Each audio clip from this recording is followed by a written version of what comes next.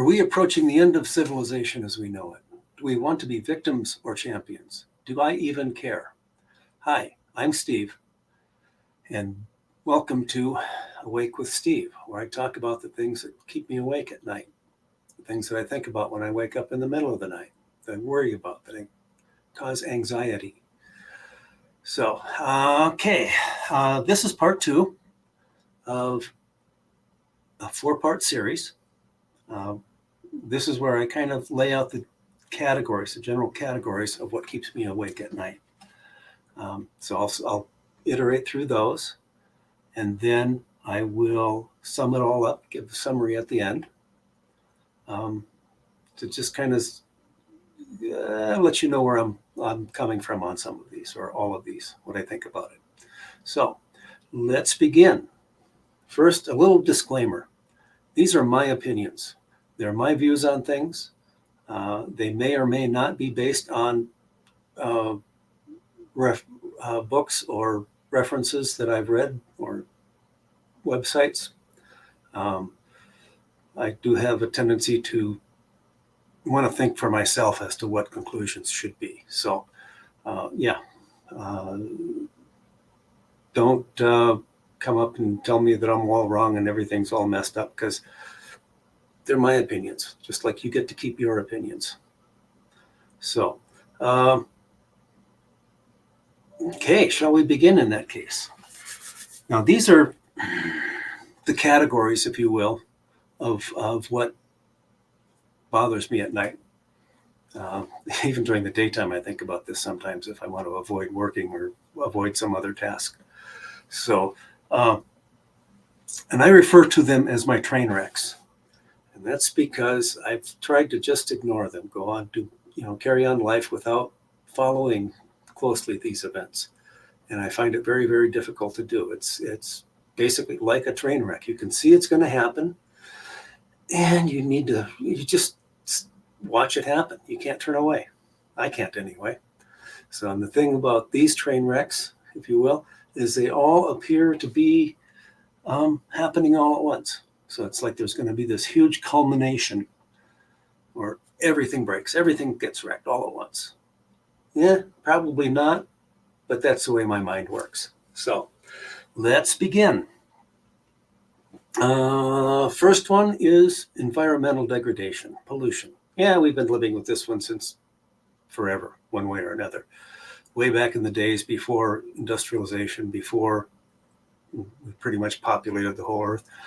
And we'd create a mess, we'd kill all the game in the area, and then we'd move on to someplace else where men haven't been. We don't have that option anymore, and we haven't had that option for quite some time. So, we got to clean up after ourselves if we want to do anything here. But some of the main concerns are things like forever chemicals. We've got microplastics in our water, in our land, everywhere. They're at the Arctic, they're at the Antarctic. Carried in the air itself. We have agricultural runoff, poisoning the oceans.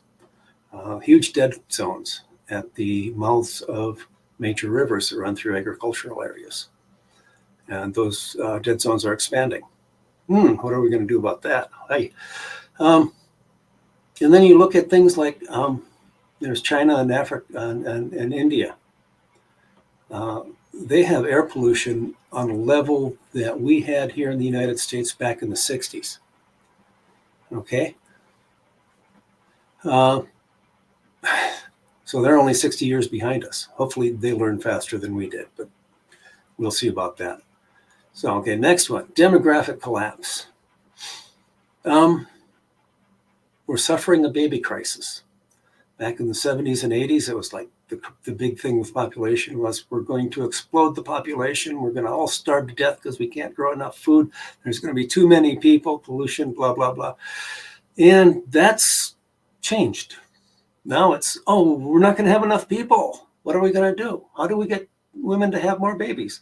We've got too many old people, not enough young people. So that's a whole other thing. If you want some immediate opinions, information on that, Peter Zeihan, and I'll link him below, talks a lot about that. His two main focuses are geopolitics and demographics. So, yeah, we're not all going through the same stages in the demographic collapse. We've got Japan, South Korea. They're kind of ahead of us. And then you've got nations in Africa where the populations are still expanding, where they still have more than 2.1 babies per woman. So there's going to be lots of opportunities for seeing what works, what doesn't. Okay, what will be catastrophic, what won't. And then kind of pulling those together is economics.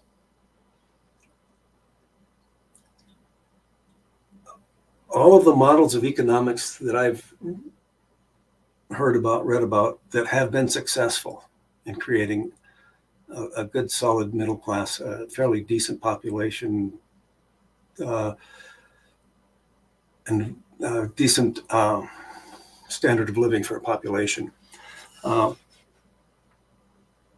involve expanding economies. Okay, you've got two main factors in expanding an economy. You increase your population and you increase the productivity per laborer, per worker.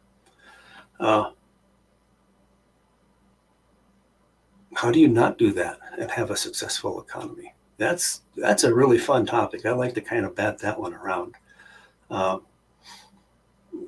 It's so we'll probably have several discussions about that. Okay, now this is one of the big bugaboos. I call it the AI transition, but it's really also about social media, about technology in general. Technology is changing so fast that I'm not sure people can keep up anymore. And once AI, which kind of exploded on the scene a couple of years ago, publicly at least, gets more firmly entrenched in the decision-making processes and in our day-to-day lives, we're going to become more and more irrelevant. Or are we going to find a different way to interact with it that keeps us relevant? Social media, how do you determine what's fact, what's real, versus what's spinning out there because somebody wants to cause confusion or is playing the big lie? And we'll talk about the big lie later on in another episode somewhere down the line. So that's and in this transition, transitions to new technologies are notoriously difficult. So it's going to be painful to get through this, I'm pretty sure. And I'll talk more about that in further episodes. Social instability, inequality. Here in the United States, we've kind of had a nice, strong middle class for probably 40, 50 years, 60 years maybe, since World War II, which puts it about 80 years. Anyway, that's disappearing, in my opinion. We're getting those people that have skills in demand, they're moving up the economic ladder into a more prosperous area, and the rest of the people are just kind of falling down into lower middle class and impoverishment, or straight out homelessness.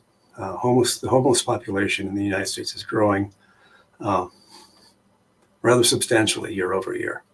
So, and that's interesting questions, especially that will get it more involved in the economics of societies.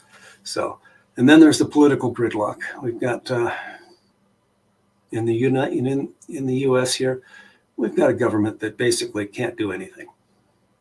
They can't even make up their minds if they want to do anything. So they just, let alone actually accomplish something. So that's an aggravating factor, and we'll see where that goes. I'm not all that happy about talking about that because I think that's going to be a self-correcting problem.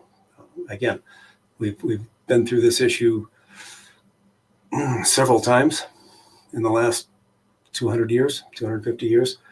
And yeah, we know how it historically has corrected itself one way or the other. So those are pretty much my big train wrecks, what I'm following the most. So once again, this is my opinion, my viewpoint. If you have other ones, you can comment in the comment section below. Keep it civil. I'm really don't have a high tolerance for name calling and just being a general pain. I don't want that here. Civil discussions, I'm willing to entertain. And the next video, part 3, I'm going to talk about the elephant in the room. Or, from an earlier metaphor, this is the dragon that's under the bed. You know, the ones that when you're a kid, your parents tell you there's nothing under there, they show you, and yet when the lights go out, you know there's a dragon under the bed. That's this kind of thing. So, until then, have a good day. See you later.